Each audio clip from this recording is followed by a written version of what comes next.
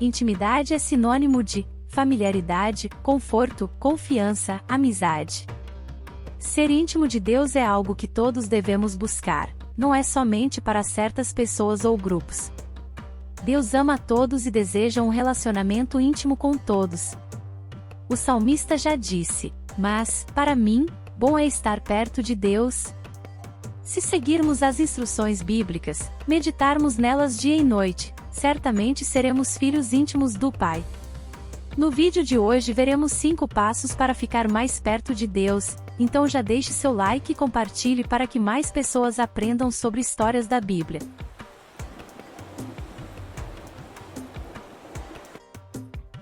Conhecer a sua palavra. Ninguém tem intimidade com quem não conhece, e ler a Bíblia é a melhor forma de conhecer a Deus. Devemos fazer como o salmista nos diz: "Guardei no coração a tua palavra para não pecar contra ti." Um dos principais propósitos da Bíblia, se não o maior, é transformar nossa vida. Podemos perceber em Hebreus 4:12, "Pois a palavra de Deus é viva e eficaz, e mais afiada que qualquer espada de 2 gumes, ela penetra ao ponto de dividir alma e espírito, juntas e medulas, e julga os pensamentos e intenções do coração."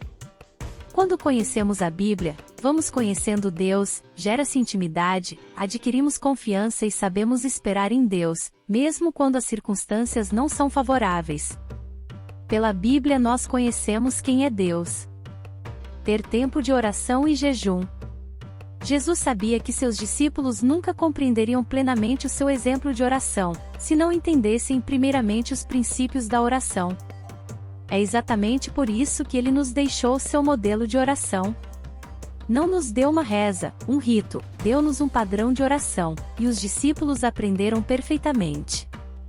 O objetivo da oração nunca deve ter como foco ser o centro da atenção das pessoas, mas sim a aprovação do Senhor. Jesus disse: "E quando vocês orarem, não sejam como os hipócritas. Eles gostam de ficar orando em pé nas sinagogas e nas esquinas, a fim de serem vistos pelos outros. Eu lhes asseguro que eles já receberam sua plena recompensa. Mas quando você orar, vá para seu quarto, feche a porta e ore a seu Pai, que está no secreto. Então seu Pai, que vê no secreto, o recompensará." Jesus retirava-se para orar. Diferente dos líderes religiosos da época, Jesus não orava para ser visto pelos homens. Orava porque valorizava a intimidade com seu Pai. O jejum também traz proximidade e intimidade com o Senhor, pois deixa-se em segundo plano a própria vontade para se ouvir a voz de Deus. É abster-se de alimentos ou outras coisas necessárias, para estar em total dependência de Deus. Há alguns exemplos bíblicos que tiveram uma vida de oração contínua e regular, que também faziam jejum. Isso tornava-os mais sensíveis para ouvir e falar de Deus, sendo assim, mais íntimos e amigos do Senhor. Ser obediente. A obediência ao Senhor foi sempre visível na vida de Jesus. Disse Jesus: "A minha comida é fazer a vontade daquele que me enviou e concluir a sua obra." Em outra passagem bíblica, Jesus declarou: "Porque eu desci do céu, não para fazer a minha própria vontade, e sim a vontade daquele que me enviou." Obediência é um posicionamento, feito com disciplina e compromisso. Podemos observar quando o rei Saul desobedeceu a Deus recebeu uma advertência. Percebemos que pelo fato de não ter obedecido, Saul foi rejeitado como rei de Israel e as coisas começaram a ir mal para ele. Saul desperdiçou a chance de ser obediente, ser abençoado e ser íntimo do Senhor. Temos muito a ganhar em sermos obedientes ao Senhor. O próprio Filho foi obediente até a morte. Quanto mais somos obedientes, somos mais íntimos, e quanto mais íntimos de Deus, mais desejamos fazer sua vontade. Viver em comunidade. Quando experimentamos a intimidade com Deus, ficamos tão animados que queremos compartilhar isso com outros, inclusive com os irmãos da mesma fé.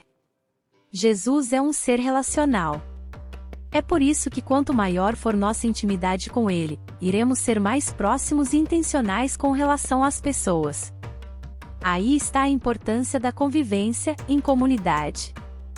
Um outro exemplo bíblico que podemos entender está em 1 João 4:20. Se alguém afirmar, eu amo a Deus, mas odiar seu irmão, é mentiroso, pois quem não ama seu irmão, a quem vê, não pode amar a Deus, a quem não vê. O apóstolo Paulo continua com mais uma instrução: portanto, vocês já não são estrangeiros nem forasteiros, mas concidadãos dos santos e membros da família de Deus. Jesus deixa-nos esta orientação clara que todos sejamos um, no Senhor. Mesma unidade, mesmo compromisso, mesma vida, mesma intimidade.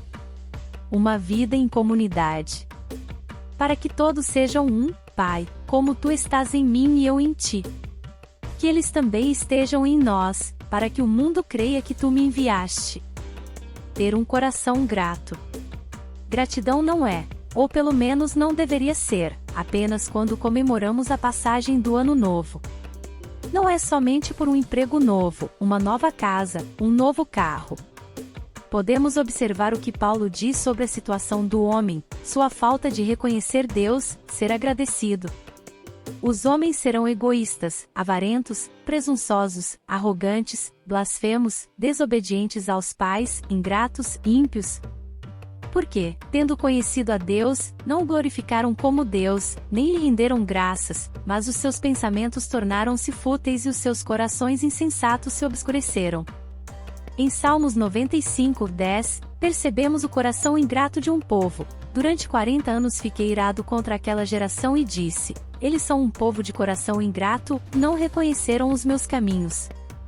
Ter um coração grato muda tudo em nossa vida. Saber reconhecer que Deus tem dado oportunidade de desfrutar da vida. Deem graças ao Senhor porque Ele é bom, o seu amor dura para sempre. Por isso que a gratidão e o louvor caminham juntas, pois quando louvamos ao Senhor demonstramos nossa gratidão e reconhecemos sua bondade. Sejamos gratos sempre, independentemente das circunstâncias, pois Ele sempre tem o melhor para nós. Ter um coração grato gera intimidade com o Senhor,